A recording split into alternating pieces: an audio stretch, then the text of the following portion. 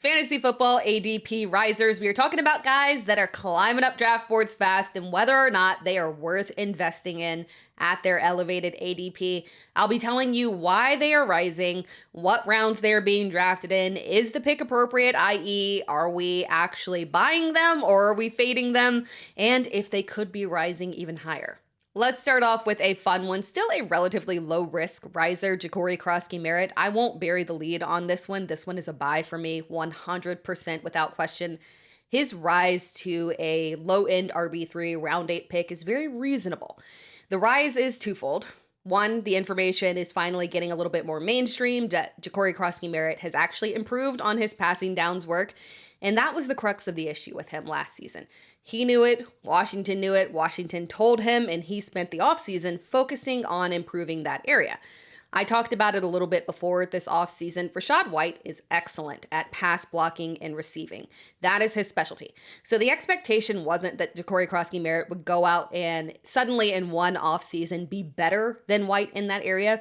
It was that he would go out there and get good enough to not be a liability, to have to be physically pulled off the field. Some of the more solid 3-down backs outside of obviously the super elite tier are not particularly good at blocking. They're not great blockers and they're not prolific pass catchers, but they're good enough to where you don't have to physically pull them off the field. So if Jacory Croskey-Merritt actually achieved that, it allows Washington to not have to pull him and telegraph plays. Now, reason number 2 that he is rising is because of the Rachaad White injury. That is huge. Anytime that White misses just opens up the door for more opportunities for Jacory Croskey-Merritt. The other back on roster is Kaytron Allen, and he has gotten a lot of work in preseason.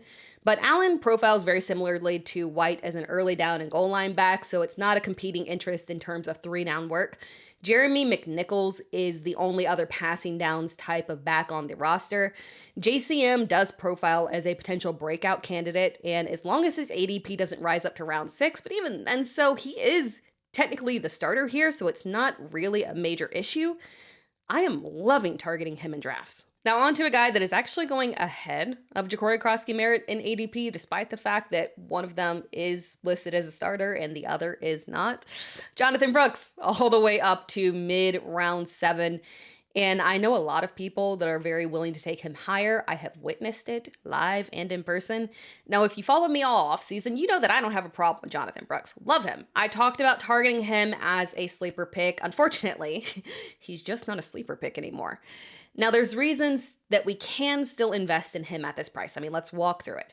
The reason that I liked him all offseason was because he is a clear direct handcuff that doesn't need an injury to become the starting running back because he can still Chuba Hubbard's job.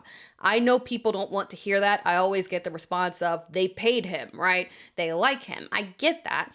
But it doesn't really matter with the Panthers because they have paid a back before and they gave his job away real quick to Chuba Hubbard.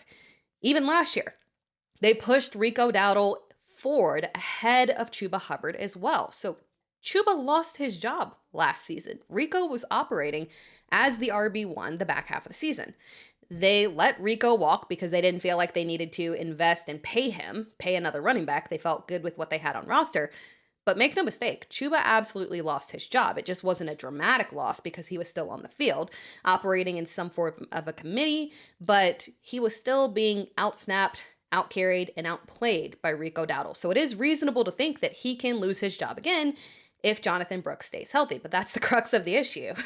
Can we trust a man with 9 career carries and multiple ACL tears to stay healthy? This is a very unique situation. Now, I'm no medical expert, but I do listen to them, and they say that it is entirely possible that this man plays a full year and returns to his exact pre-ACL explosion. Looking at his current ADP, Brooks is still going behind most of the starting running backs, so that's okay, right? Ironically, though, he is going ahead of Chuba Hubbard. Now, if you have a heavy RB build and you want Jonathon Brooks as your RB3, I am okay with that price. I caution you not to rely on him as a starter in a wide receiver heavy build. You need a clear backup plan because he does not have guaranteed workload at this point. I love the potential upside for sure, but there is no guarantee, so you need to reinforce and you need to have a backup plan for an RB2.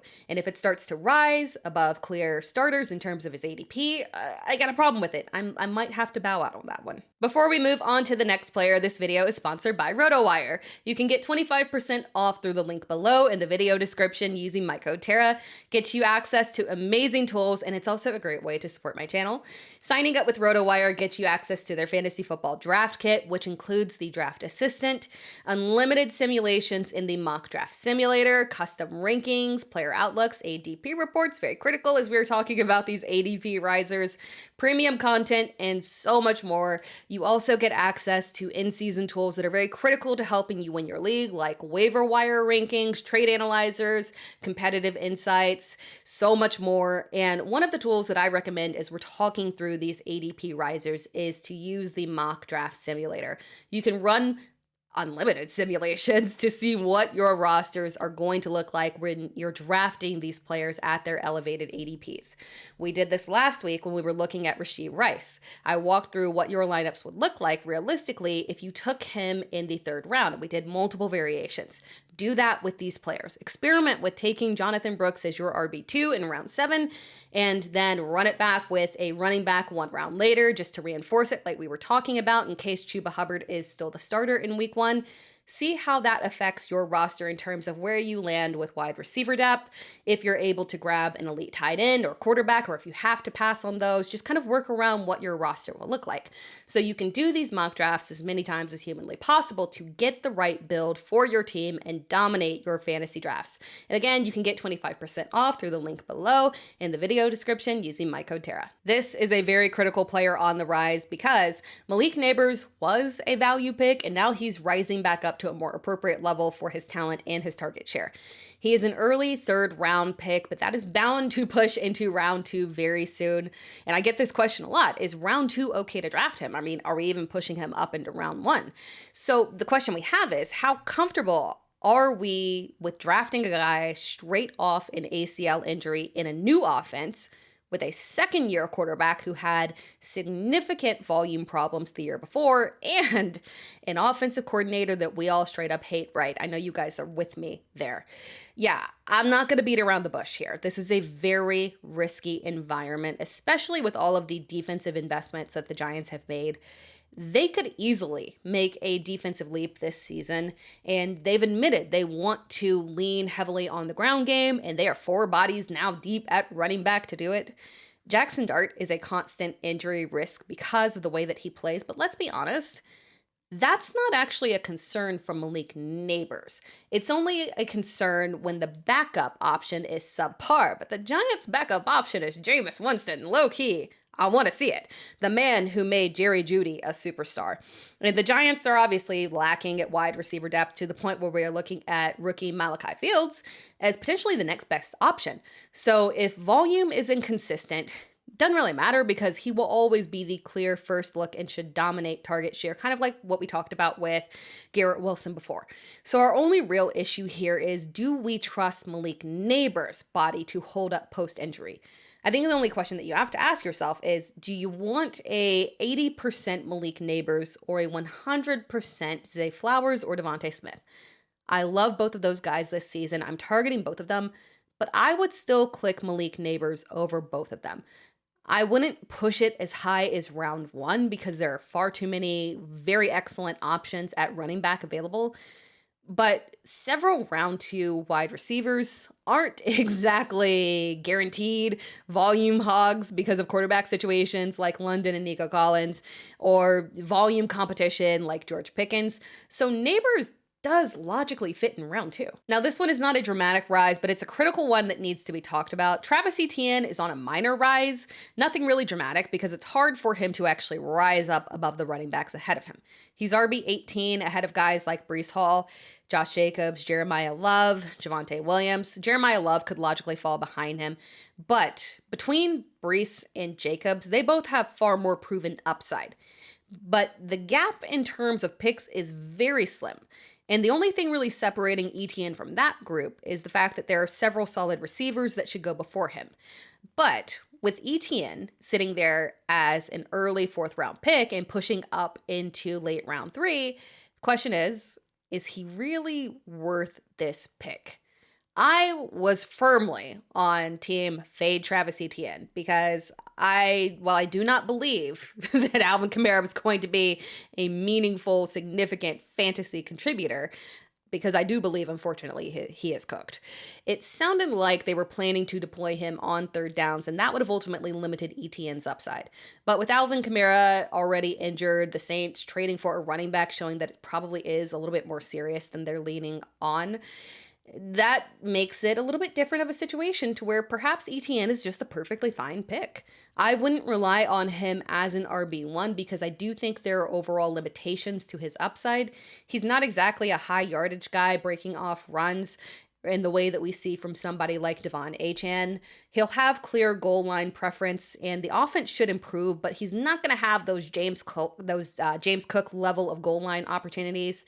And the offense isn't exactly check down friendly, so he doesn't have that Chase Brown effect. And we really didn't see a ton of checkdowns last year in New Orleans. They were actually 6th from last in target share to the running backs, and you could argue it was the running back situation. But to make sure that this point I have is correct, I actually did go back and verify that this, in fact, is a Kellen Moore offensive preference and not some kind of random occurrence or a running back issue.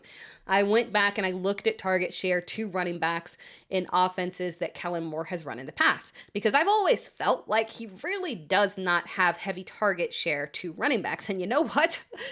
I was right. It was below average in Philadelphia. It was low in LA, and that was with Austin Eckler on roster. It varied in Dallas depending on the year, but at best it was average. In most years, subpar. So realistically, Etienne's ceiling is a borderline RB1, which is cool, right? No issue. But that's the best case scenario. So think of him as a very safe floor pick, not a ton of risk to your team, but not necessarily one of those league-winning high upside picks. So I'm not targeting him as my RB1, but if you want to go RB heavy early and that's your RB2, I think that is perfectly fine. DJ Moore is on the rise after the Bills came out swinging in preseason. Now, when I first started talking about Moore this offseason, because you know, guys, I was on the not favoring DJ Moore side of the fence, he was around wide receiver 30. Now he is up to wide receiver 23 in an early round 5 pick. That's a serious pick. Now, I have never believed that DJ Moore is washed. I don't think that's the case. I do think that last year was just a function of too many bodies in Chicago, new offense. He's still got juice. That is not the issue. But I will caution people that the Bills came out swinging because it was a preseason game and they were showcasing on a single drive. Every single drive will not be like that. The Bills are still an offense that leans heavily on the run, and I do not believe that will change. We have talked about this in detail in prior videos. Be careful about saying that DJ Moore is getting the Stephon Diggs work, because that work existed before Joe Brady. That was not Joe Brady at all. In the half season that Joe Brady was actually the offensive coordinator while Stephon Diggs was on roster, he immediately, the second he took over play calling, he shut down the immense targets that we had seen previously going to Stephon Diggs. The aggressive targeting went away. And be careful about thinking that DJ Moore's targets in Carolina, when Joe Brady was the offensive coordinator there, will translate over to Buffalo, because those Carolina teams were extremely pass happy because they were terrible teams and they had to throw. They were playing from behind.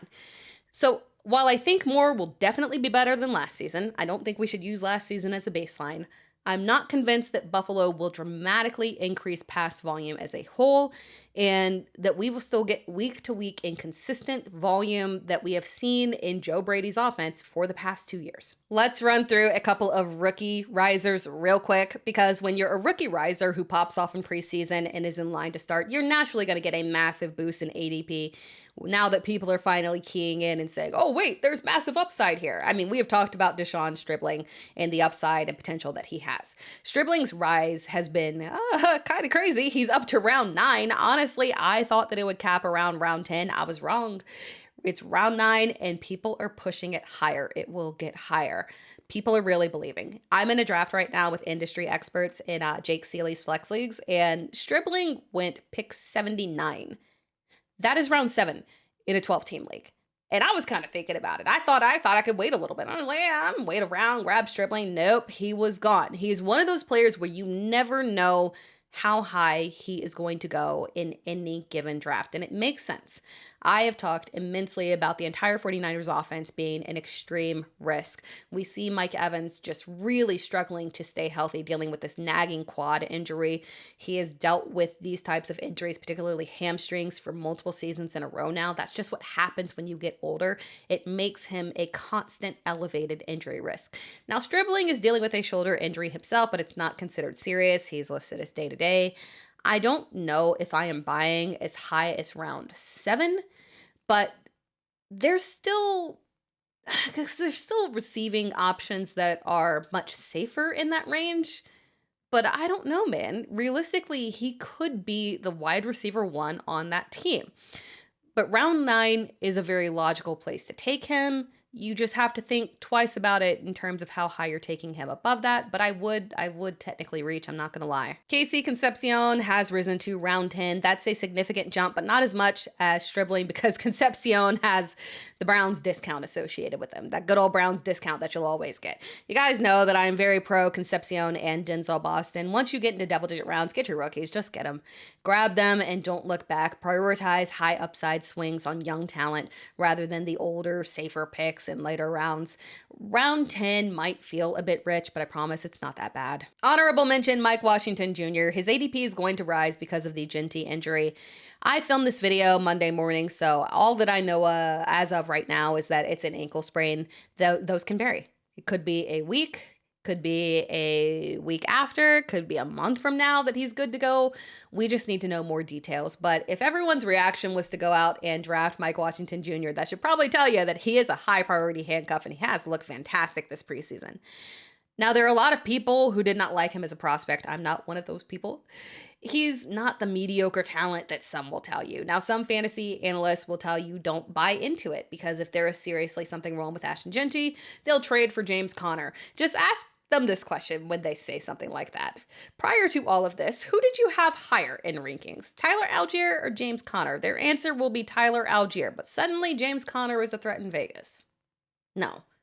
Mike Washington Jr. is a high upside handcuff, so just keep your eye out on that. But again, we need more information on this injury. Thanks for watching this video. If you enjoyed this video, be sure to like the video, subscribe to the channel. You can find me across all social media platforms at It's Tera Time, so make sure that you're locked in, tune in, subscribe, turn on notifications, and all that good stuff. And also make sure to take advantage of that 25% off at RotoWire with code Tera, T-E-R-A, and use the link below in the description. Thank you for watching this video. We'll talk to you